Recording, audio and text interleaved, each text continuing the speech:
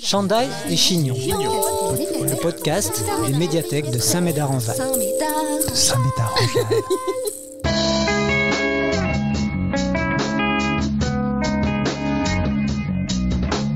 Comprendre la plateforme Parcoursup. Comment fonctionne-t-elle? Quelles en sont ses limites? Eva, 24 ans, étudiante, livre son analyse de la plateforme d'accès à l'enseignement supérieur. Elle évoque son fonctionnement, ses évolutions depuis sa création, le stress qu'elle peut engendrer, les inégalités qu'elle révèle. Eva aime le cinéma, Tim Burton, le beurre de cacahuète et ses 2 chiens. Elle n'aime pas la pollution urbaine, le vin rouge et les biscuits industriels. Avant de l'écouter, voici une annonce de notre partenaire et sponsor. Votre ado n'aime pas les légumes? VG Viande, les premiers légumes au bon goût de viande. Ça a la couleur des légumes, la forme des légumes, mais ce n'est pas des légumes. VG Viande, c'est très très bon. L'abus de VG Viande est dangereux pour la santé, à consommer avec modération. Pensez à covoiturer, ne marchez pas sur les opossums. Pour votre santé, évitez de grignoter entre les repas.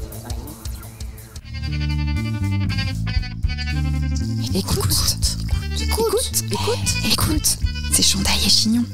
Comprendre la plateforme Parcoursup. Comment fonctionne-t-elle? Quelles en sont ses limites? Eva, 24 ans, étudiante, livre son analyse de la plateforme d'accès à l'enseignement supérieur. Qu'est-ce que Parcoursup?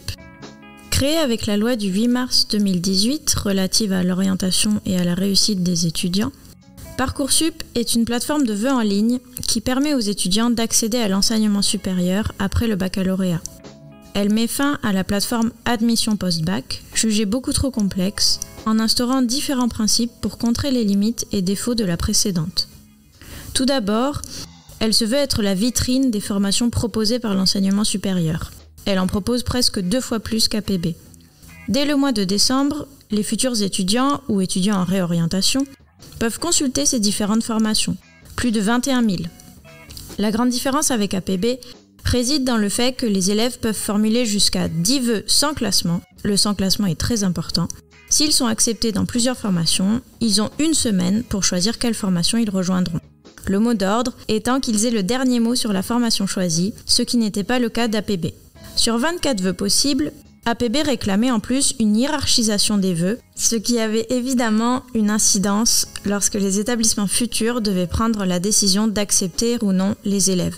Et si vous étiez accepté dans votre 8e vœu, vous n'aviez plus de nouvelles des autres par la suite, ce qui laissait de nombreux insatisfaits. En quelque sorte, on pouvait dire qu'APB choisissait la formation pour vous. De plus, pour les formations dites en tension, qui n'ont pas de limite de place, mais pour lesquelles les universités ne peuvent pas prendre tout le monde malgré tout, la plateforme procédait tout bonnement à un tirage au sort, car la sélection à l'université n'est pas autorisée. Le résultat était que des dizaines de milliers de lycéens se retrouvaient insatisfaits, pour ne pas dire sans formation. Les phases d'admission n'étaient pas claires non plus. Il y en avait plusieurs, très courtes, de 4 à 5, et les élèves étaient complètement perdus. Il fallait donc radicalement transformer ce système. Au sujet de ces phases d'admission, tout d'abord, la plateforme Parcoursup concentre les phases d'admission en une phase principale et une autre complémentaire. Cette année, par exemple, la première phase s'est déroulée du 1er juin au 7 juillet. Sans réponse positive à leur candidature début juin, les candidats peuvent, entre le 15 juin et le 12 septembre, lors de la phase complémentaire, formuler jusqu'à 10 nouveaux vœux dans les formations où il reste des places. La phase complémentaire concerne aussi ceux qui n'avaient pas confirmé leurs vœux au début de la procédure ou encore ceux qui ne s'étaient tout simplement pas inscrits. Parcoursup a donc tenté de mettre fin à tous ces défauts, de contrer les algorithmes et les tirages au sort d'APB en plaçant l'humain au cœur du système, comme l'a rappelé la ministre de l'Enseignement supérieur, Sylvie Retailleau, lors de la séance publique du Sénat du 14 novembre 2022. Puisqu'il place l'humain au cœur de son dispositif, la nouveauté de Parcoursup est aussi qu'il se focalise sur la cohérence d'un parcours futur. Ainsi, les étudiants, pour chaque vœu formulé, doivent rédiger une lettre de motivation. 10 vœux, c'est donc 10 lettres de motivation pour le futur étudiant. On sent déjà poindre un des défauts de la plateforme. Que peut-on dire alors de cette nouvelle plateforme? Quelles en sont ses limites? Tout d'abord, il est intéressant de se pencher sur quelques chiffres. Au 13 juillet, Près de 10% des candidats inscrits sur Parcoursup étaient toujours sans aucune affection dans les études supérieures pour la rentrée, c'est-à-dire 77 000 sur 917 000 étudiants, comprenant 36 000 lycéens, 24 000 candidats en demande de réorientation après une première année non réussie et 16 000 scolarisés à l'étranger. La même semaine, dans Le Parisien, la ministre de l'Enseignement supérieur mettait en avant le taux de 90,6% de lycéens ayant reçu une ou plusieurs propositions au 1er juin. Elle déclare également « Cette année, nous avons terminé la phase d'attribution des places 37 jours après l'ouverture, contre 108 jours en 2018, une grosse évolution, ce qui représente en effet 10 000 élèves sans affectation en moins par rapport à 2022. » En revanche, certains chiffres montrent aussi des curiosités de la plateforme, voire même des aberrations. Dans l'article du 10 juillet 2023 de Midi Libre est mentionné le cas d'une jeune fille, 14 de moyenne générale au bac, ayant demandé 4 écoles d'ergothérapie et qui a été prise du premier coup aux écoles de Limoges, Marseille et Toulouse, mais qui se retrouve 338e sur liste d'attente dans celle de Montpellier, son département, alors que normalement, Parcoursup prend également en compte le critère géographique pour intégrer les futurs étudiants à leurs différentes filières. Certaines formations demeurent extrêmement prisées, dans le domaine de la santé notamment. Les écoles d'infirmières par exemple, et certains élèves qui ont leur bac avec mention se les voient refuser. Parfois 2 années consécutives, certains élèves à 16 de moyenne sont sur liste d'attente. Une autre des critiques qui ressort le plus souvent quand Parcoursup est mentionné, c'est le stress que celle-ci engendre. Dès le printemps, très tôt dans l'année, les vœux Parcoursup concentrent toute l'attention des élèves et de leurs parents. En effet, pour le chercheur Charles Hadji, si le bac demeure un passeport indispensable pour l'enseignement supérieur, c'est bel et bien Parcoursup qui délivre les visas pour les formations souhaitées. Si son propos demeure assez nuancé, certains vont même jusqu'à dire qu'avec Parcoursup, le bac est aujourd'hui dépourvu de tout intérêt. Conclusion, les élèves paniquent beaucoup plus pour leur vœu Parcoursup que pour le bac, puisqu'elle est la réelle porte d'entrée du monde des études supérieures, encore plus avec la mise en place du contrôle continu qui garantit presque à tous l'obtention du bac. La preuve en est que les familles reçoivent souvent les résultats des vœux Parcoursup de leurs enfants avant même la fin du bac, ce qui bien évidemment le dévalorise profondément. Lors de la séance publique du Sénat du 14 novembre 2022, dont le sujet Parcoursup était l'ordre du jour, il a été dit que le pourcentage des néo-bacheliers jugeant le système stressant avait grimpé de 77% en 2020 à 83% en 2022. Chandail. Chignon. Chandail et Chignon. Le podcast des médiathèques de Saint-Médard-en-Jalles. Ouh là là. Pour en revenir au fonctionnement de la plateforme Parcoursup, et plus précisément des différentes filières sur la plateforme, les formations classent les étudiants en listes en fonction de critères qu'elles ont fixés.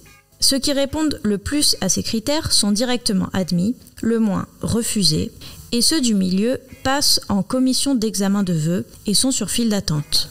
Le problème étant que les critères fixés restent assez flous, malgré une promesse constante de transparence de la part de l'État. Peuvent être utilisés comme critères de sélection le niveau du lycée d'origine, le projet professionnel de l'élève, ses notes, voire d'autres éléments. Chaque UFR à l'université fixe ses propres critères et ils ne sont souvent pas clairs, ce qui engendre des refus souvent incompris. Ce qu'il est important de mentionner aussi, c'est que aujourd'hui à l'université, il y a beaucoup plus de demandes que de places dans les filières, ce qui n'était pas le cas avant. Face à cela, Parcoursup régule, souvent très aléatoirement, ces flux d'élèves, donnant la part belle au tri social et au hasard pour l'accès aux études, même si le ministère de l'Enseignement supérieur se défend du caractère sélectif de la plateforme.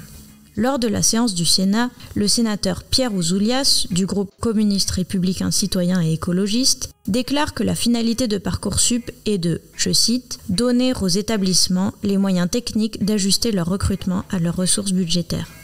À présent, au sujet de l'égalité des chances sur Parcoursup. Que plaide le ministère ? Selon lui, le système Parcoursup est égalitaire dans la mesure où il choisit seulement ses étudiants avec leurs notes. Mais ne serait-ce pas seulement une égalité de façade, comme le prétend une chronique France Info de juin 2023 ? En effet, on sait bien qu'un 18 dans un lycée parisien n'est pas perçu de la même manière qu'un 18 d'un lycée de province. De la même manière, on sait aussi que les meilleurs résultats sont souvent obtenus par des élèves à la situation financière plus confortable. Parcoursup dessert en particulier les lycéens de bac professionnel ou technologique qui sont souvent plus défavorisés financièrement et moins bien accompagnés dans leur orientation.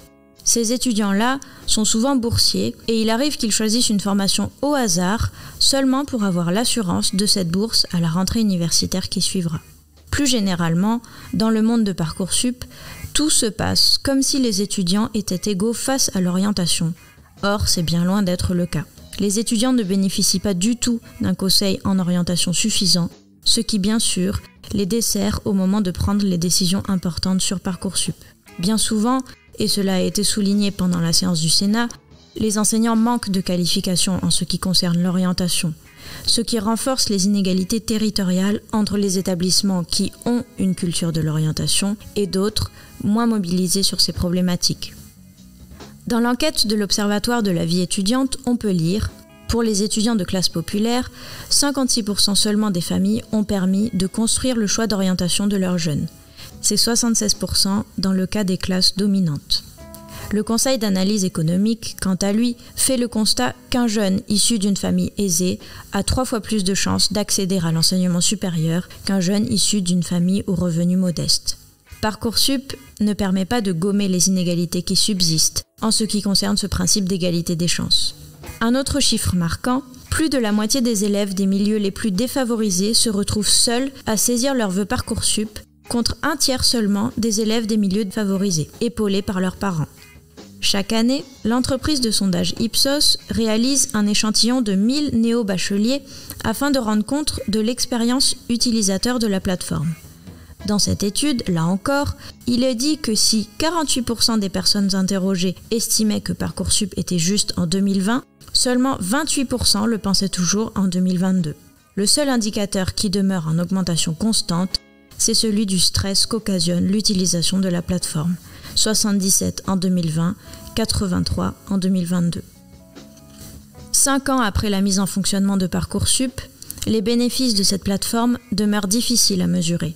Candice, élève de terminale qui a dû s'y confronter cette année, ne fait que le souligner. Elle parle, elle aussi, du stress que cela a pu générer chez elle durant l'année.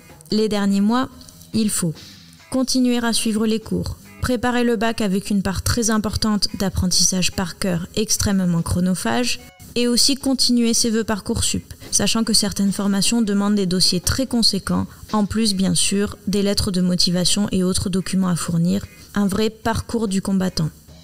Toute son année de terminale, elle a dû la passer avec le sentiment que ne pas réussir l'épreuve Parcoursup, c'était tout échouer.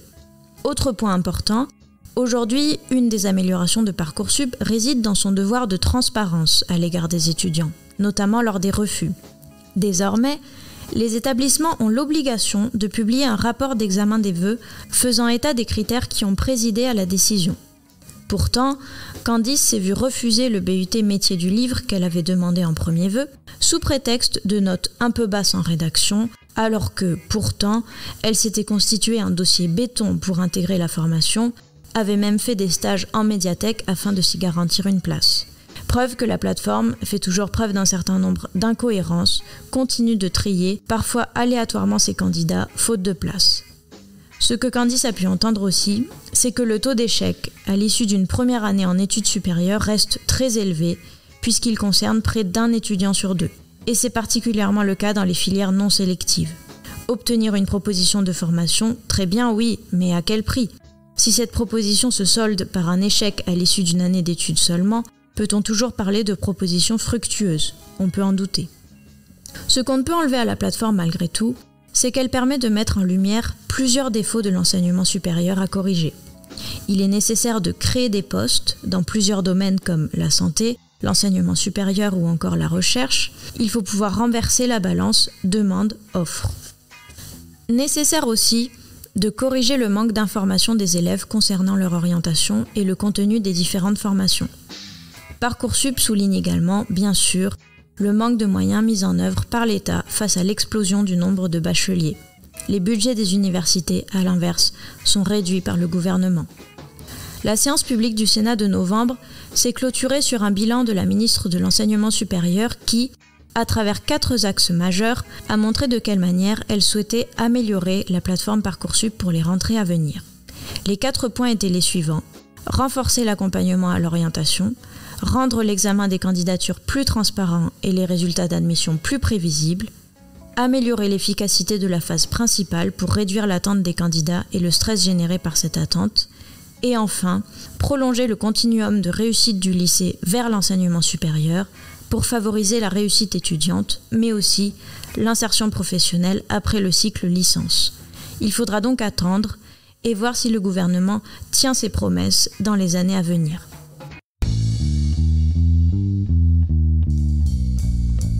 Semez vos envies et cultivez votre curiosité en attendant le prochain podcast des médiathèques de Saint-Médard-en-Jalles. Abonne-toi. Chandail et chignon. Chandail et chignon. C'était pas très intéressant.